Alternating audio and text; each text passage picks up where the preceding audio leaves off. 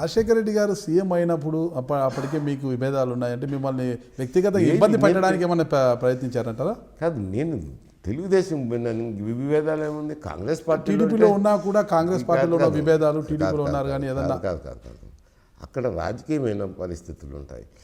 ఇక్కడ ఒకటే పార్టీలో ఉన్నప్పుడు ఈ విభేదాలు, డిసిడెంట్లు, మినిస్ట్రియలిస్టు అనేది ఉంటుంది. కానీ ఒక రాజకీయ పార్టీ అది తెలుగుదేశం అయిపోయి ఇది కాంగ్రెస్ పార్టీ. తెలుగుదేశంలో ఉన్న కూడా ప్రత్యర్థిని రాజకీయంగా అనగదొక్కాలంటే మీరు గుర్తుంచుకోలేదు, ఎవరు ముఖ్యమంత్రి ఉంటేనో.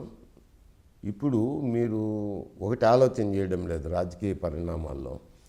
గతంలో అయితే కనుక శాసనసభ, పార్లమెంట్ అనేటివి ఉండేటివి.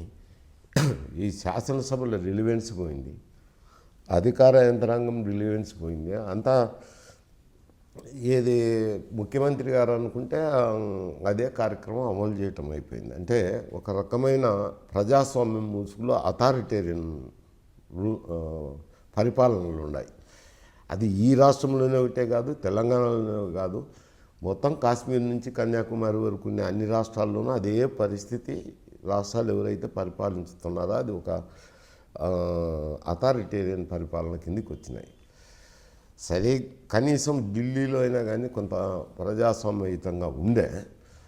ఇప్పుడు అది కూడా పోయినట్టుందిలేండి, అక్కడ కూడా పోయింది. అక్కడ మోడీ గారు ఏం చెప్తే ప్రధానమంత్రి ఇంతకుముందు క్యాబినెట్ మినిస్టర్లు తన విచక్షణ ఉపయోగించి నిర్ణయాలు తీసుకున్నారు, మంచో చెడో అది వేరు సమస్య.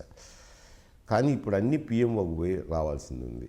ఇక్కడ కూడా అన్ని సీఎంఓకి పోయి రావాల్సిందే.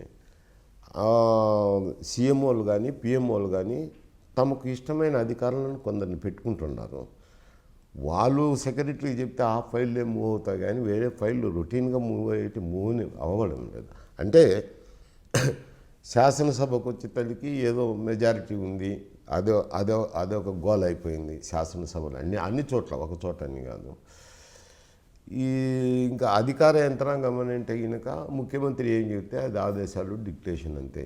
ఒకరి హయాంలో అని నేను తప్పులు పట్టడం లేదు. ఇటీవల జరుగుతున్న పరిపాలనా పరిణామాల్లో ఈ అథారిటేరియన్ పరిపాలన అనేది వచ్చేసింది. అది ఇంకా అది కాదనిలేము. ఇది తమిళనాడు చూసుకున్నట్లే ఉన్నాయి, కర్ణాటక అని నేను కానీ ఆంధ్రప్రదేశ్ చూసినట్లే ఉంటాయి, తెలంగాణ చూసినట్లే ఉంటాయి. ఈ ఎక్కడ పోయినా మన కాశ్మీర్ పోతే అదే ఉంది, పంజాబ్ పోతే అదే ఉంది, ఈపీ పోతే చూస్తున్నారు కదా. ఈపీలో ఇప్పుడు గలాట హబ్బా కొడుకే కొట్లాడుకుంటున్నారు, తండ్రి కొడుకులే. బీహార్లో ఒక ఆయన తన సంతానాన్ని ఎంత పెట్టేసినారు. అన్ని చోట్ల అదే ఉంది, ఆ వ్యవహారమే నడుస్తుంది. మీరు చెప్పేది వాస్తవమే. ఇక్కడైతే ఇక మన ఏపీలో కూడా ఎక్కడైనా కావచ్చు, అధికారంలో ఉన్నప్పుడు ప్రత్యర్థులను కక్ష సాధింపు చేయాలంటే ఆస్తుల మీద కావచ్చు, వ్యక్తిగతంగా డ్యామేజ్ చేయడానికి కానీ ఏదైనా ప్రయత్నిస్తుంటారు కదా. ఇప్పుడు జగన్మోహన్ రెడ్డి ఎప్పుడైతే వైసీపీలోకి వచ్చాడు అప్పుడే కూడా ఆస్తుల మీద కూడా పడ్డారు. చెప్తాను బోడుగుండు కొట్టుకునేందుకు ఇంకేముంటుంది? జుట్టు ఎట్ట పట్టుకుంటావు నువ్వు చెప్పు.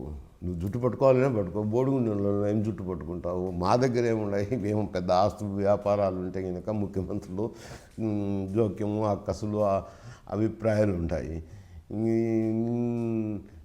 నిరామయంగా కూర్చుని నేను ఏం చేస్తానంట. మీరు హోమ్ మినిస్టర్గా పనిచేశారు, కార్మిక శాఖ మంత్రిగా పనిచేశారు, డబ్బు సంపాదించలేదంటారా? ట్రాన్స్పోర్ట్ మినిస్టర్ చేసినా అప్పుడు ఇంత ఆదాయాలు లేవు, వీటిని గురించి ఎవరు ఆలోచన చేసేవాళ్ళం లేదు. మీకు చెప్పాలంటే నా కుటుంబం ఏమంత స్తోమత కలిగిన కుటుంబమే. ఒక జీప్ ఉండేది, నేను రాయలసీమ ఉద్యమంలో జీప్లో తిరుగుతాండి. ఎమ్మెల్యే అయినాక అందరూ ఏదో కారణం అనుకోకూడదు, ఏ జీప్లో హైదరాబాద్ పోవాలంటే ఎప్పుడు పోతుంటారా అంటే అప్పుడు రైలు ప్రయాణం కూడా తక్కువ ఉండేది లేండి. ఏదో రాయలసీమని వాడి తిరుక్కొని ఎక్కడెక్కడ నుంచి అది ఒక పెద్ద చరిత్ర రాయలసీమలో.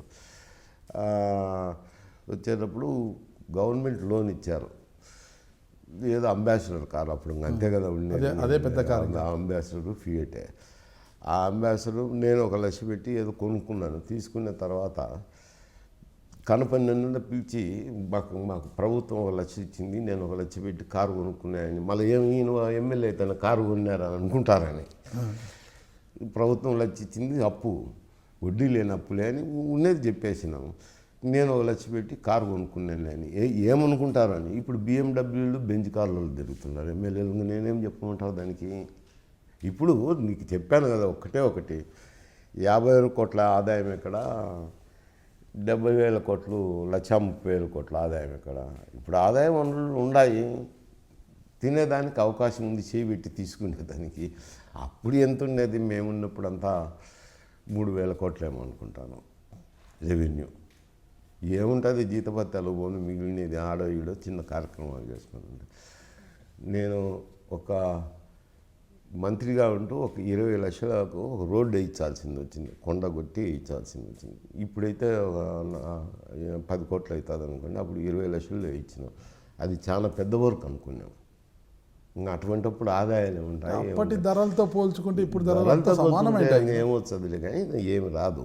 ఊరికి ధరలు, ఇన్ఫ్లేషన్ అనేది గడ్డాలు భూతద్దాలు, ఇన్ఫ్లేషన్ లేదు, ధరలు ఏముంటాయి, ట్యాక్సులు అయితే ధరలు పెరుగుతాయి.